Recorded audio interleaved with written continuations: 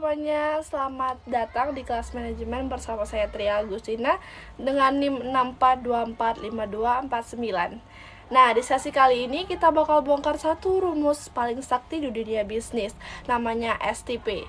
Singkatan dari segmenting, targeting, and positioning.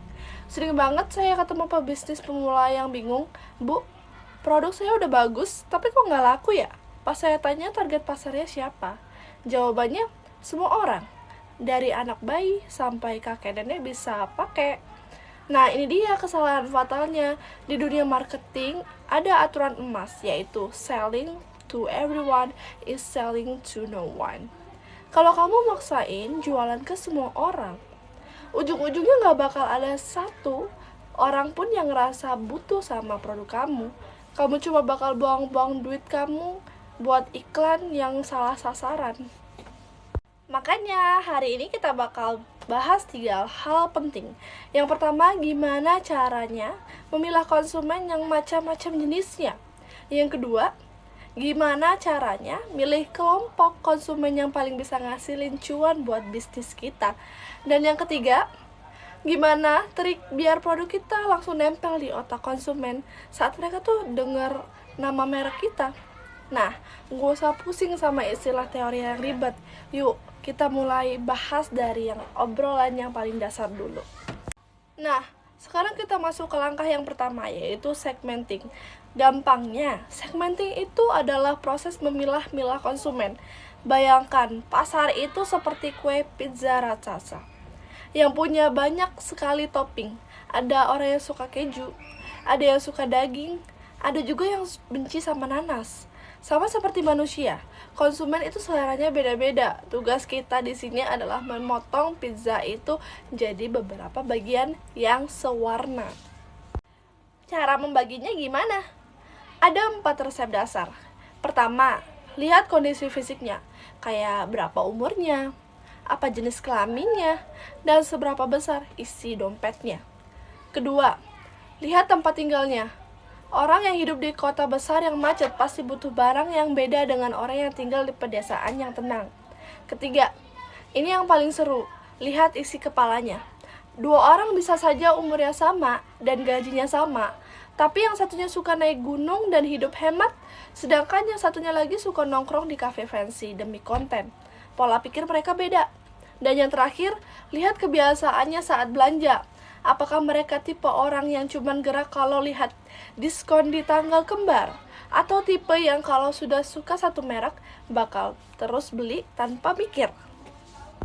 Oke, setelah kita potong-potong pizzanya lewat segmenting ini, sekarang kita masuk ke tahap kedua, yaitu namanya targeting. Gampangnya, ini adalah tahap memilih. Dari semua potongan pasar yang sudah kita petakan tadi, mana nih yang mau kita layanin? Ingat ya, kita nggak perlu borong semua segmen, pilih yang paling pas aja. Nah, cara milihnya gimana? Ada 3 poin buat cek ombaknya.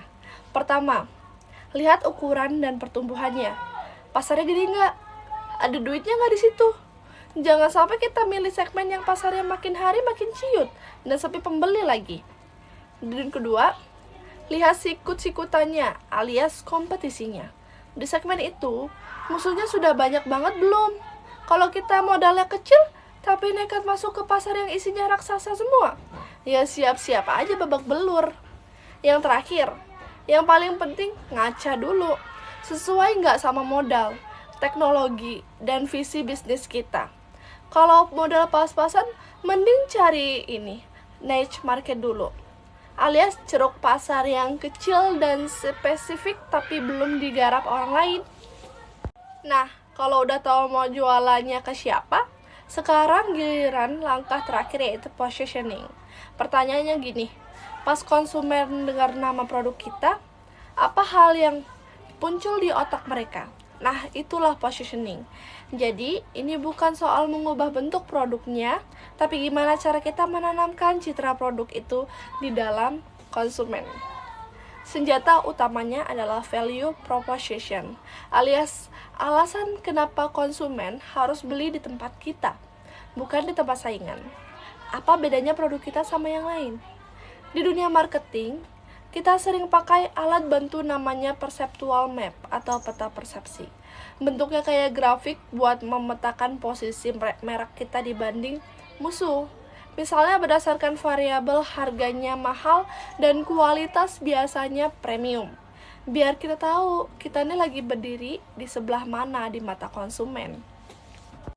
Coba deh lihat contoh paling sederhana di kamar mandi kita.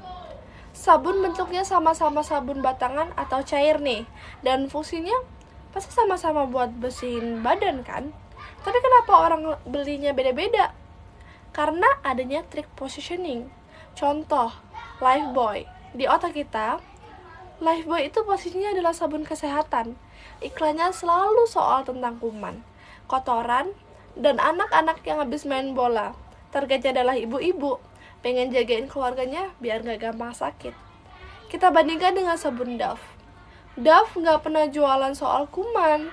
Mereka memposisikan diri sebagai sabun kecantikan. Isinya promosi soal kulit lembab, lembut, dan merawat kulit. Isinya sama-sama sabun, tapi karena di posisinya beda di otak konsumen, pembelinya pun otomatis jadi beda kelompok itu sendiri. Nah, jadi kesimpulan dari rumus STP ini adalah satu paket lengkap yang gak bisa dibolak-balik. Jalannya harus urut. Kamu wajib petakan dulu pasarnya lewat segmenting. Setelah tahu petanya, kamu pilih nih mau datengin orang mana lewat segmenting itu. Baru setelah itu, kamu bikin strategi biar orang yang kamu pilih tadi selalu ingat sama keunikan kamu lewat positioning. Nah, marketing yang benar itu selalu dimulai dari ngertiin kemauan pasar, bukan asal bikin produk terus maksa orang buat beli. Sekian dari saya, terima kasih telah mendengarkan video saya. Tetap sehat, jangan malas belajar, dan sampai jumpa di marketing seru berikutnya. Terima kasih.